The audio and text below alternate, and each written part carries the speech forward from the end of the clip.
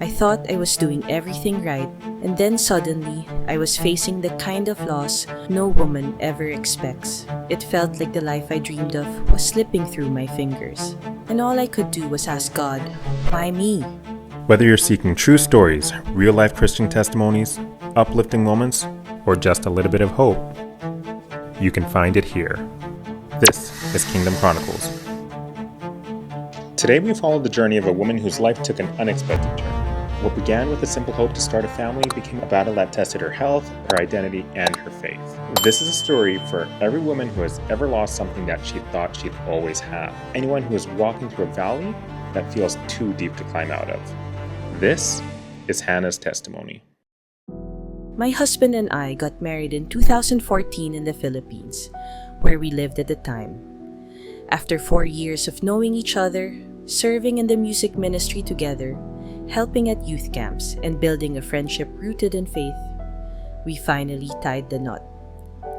Our families and church communities had waited a long time for that day, and when it finally came, it truly was a joyful celebration. We enjoyed our first year of marriage, especially being each other's first love. After that first year, however, life shifted.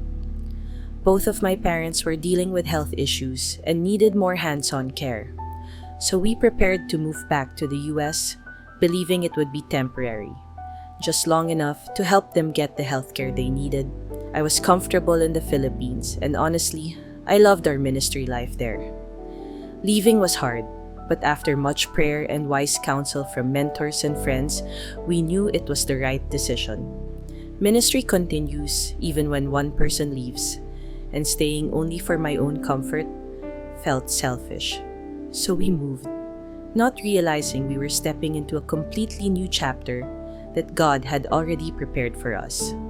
When we arrived in the US, finding a new church community was easier than I expected. God placed us just steps away from a Filipino church, a comforting transition back into American life after being gone so long. That community later became one of the greatest blessings in our journey. During this time, my husband and I were praying for a baby. People often said things like, "Oh, I'm sure your future kid would love music just like the two of you do, and you both have good genes. You'll have a great-looking baby someday." We prayed and believed. I was excited myself what it would be like and the joy there would be in having our own family. 2 years passed and still no pregnancy, so we finally sought help from an OB/GYN. When the doctor met us, he couldn't understand the reason either.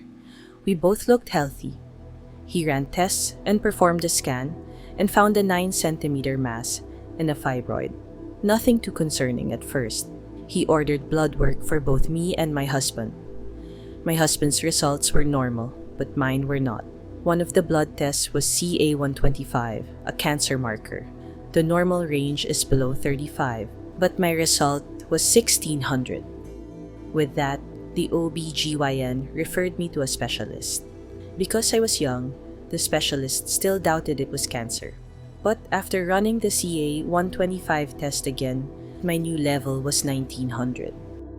Surgery was scheduled to remove my ovarian fallopian tube, along with a biopsy.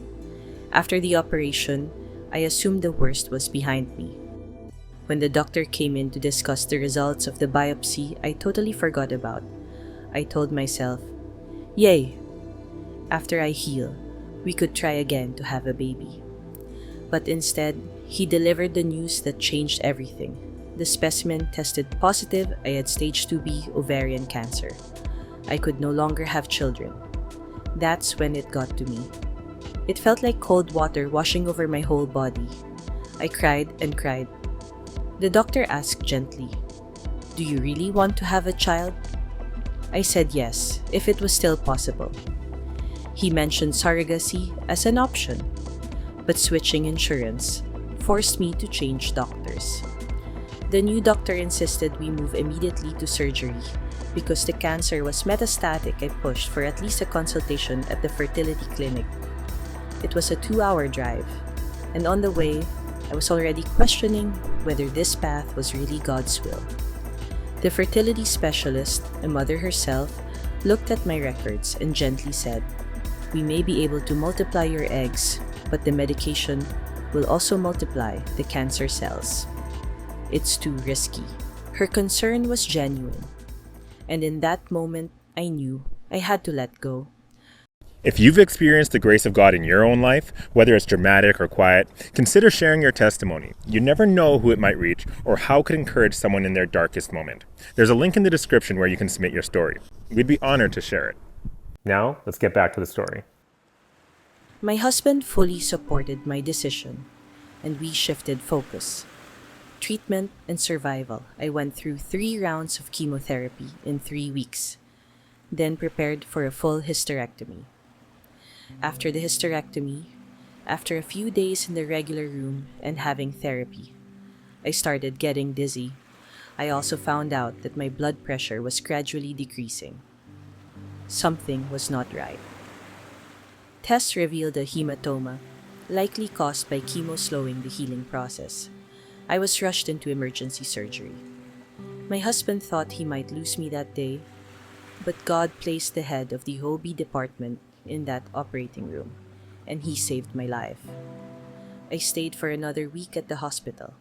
Blood work was done to me almost every day.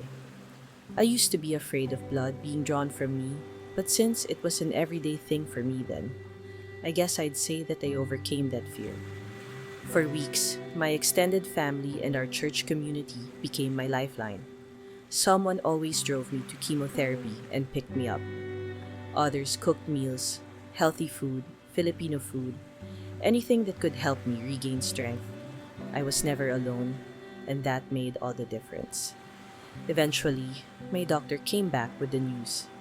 NED, no evidence of disease. I rang the bell months later, more chemo. 5 years later, I am still here. Praise God. I've been through a lot in my family, but this has been by far the hardest trial. I will be honest that in the middle of chemotherapy, I got angry at God.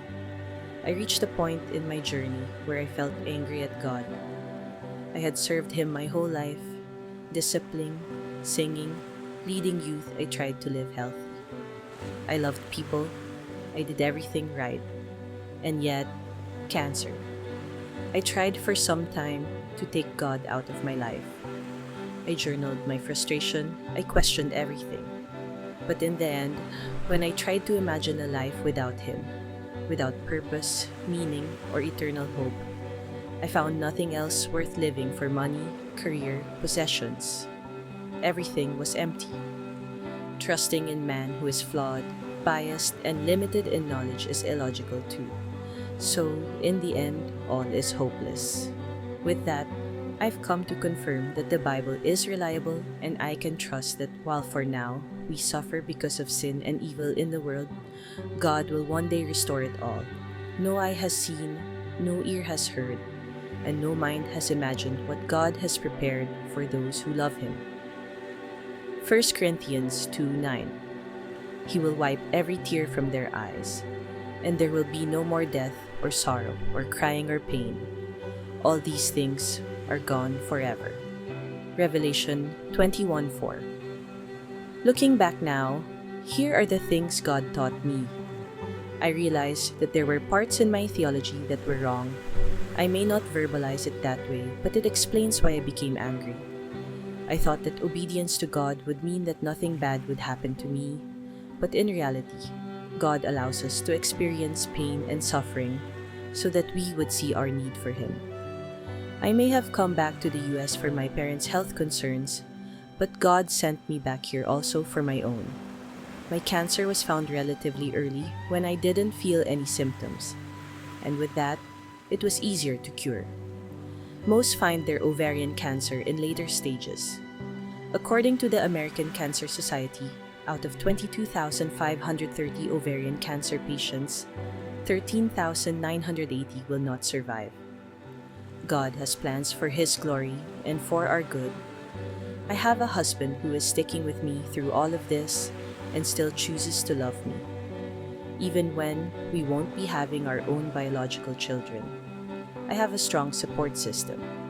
My immediate and extended family, my church family, and friends overseas whom I chose to journey with me.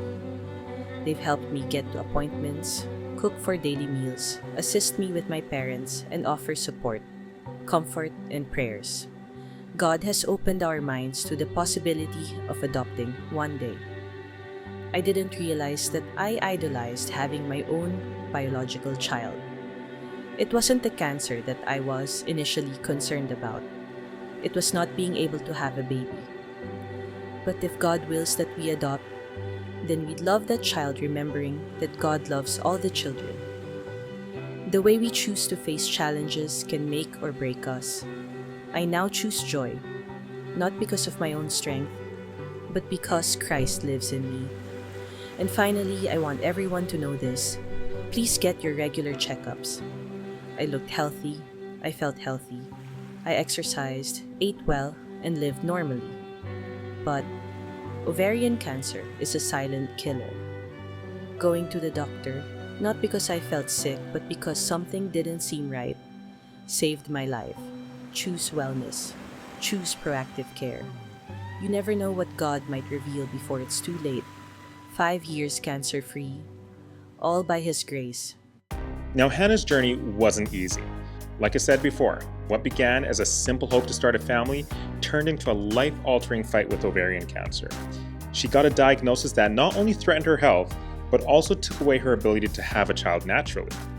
It's the kind of loss that shakes a woman at her core, touching dreams, identity, and the deepest ache of her heart. There were moments where her faith felt distance, where she wrestled with anger against God and unanswered questions. And it seemed like the life that she pictured herself having was slipping further and further away. Yet in the middle of all that, something powerful happened. God surrounded Hanna with a community that refused to let her walk alone. From family members who stood with her through surgeries and setbacks, to church friends who brought her meals and gave her rides. They prayed for her and held her close. And let's not forget her husband, who was with her every step of the way. Their love became a lifeline when her strength was running thin. Now, through every chemo session, every surgery, every moment of fear and surrender, Hanna discovered a strength that she didn't know that she had. And she discovered a God who never stopped being faithful. For Hanna, healing didn't come by restoring what she had lost, but instead by filling her life with unexpected grace, renewed purpose, and a deeper trust that even suffering can become a place where God meets us. Hanna's story is a reminder that loss does not define us. Cancer did not get the final word in her life, and when a dream is taken, even when the body breaks or the heart shatters, God can still bring hope, strength, and new beginnings. Hanna's testimony shows us that even in the darkest seasons, we are never alone, and God is still writing stories of redemption, one chapter at a time. If you made it to the end, thanks for sticking with us. And whether you choose to like or subscribe, it's totally up to you. But what would mean the world to me is if you shared this testimony with someone that truly needs to hear it. When we're beyond our 30s, usually we're in denial of our age, and sometimes we tend to just say, no, I'm fine, there's nothing wrong with me, and I don't need to go to the doctor. Some people tend to be like that. But I said, you know what, Hanna, you're gonna have to find out why. God gave knowledge to medical professionals, and I believe that God uses people like them to help people get better. And so I definitely encourage people, not just women, but also men, to make sure that they have their regular checkups, because you never know what's happening in there. You can do your best to have good health by eating properly, exercising, making sure that you have a balanced life, but it doesn't harm to get yourself checked.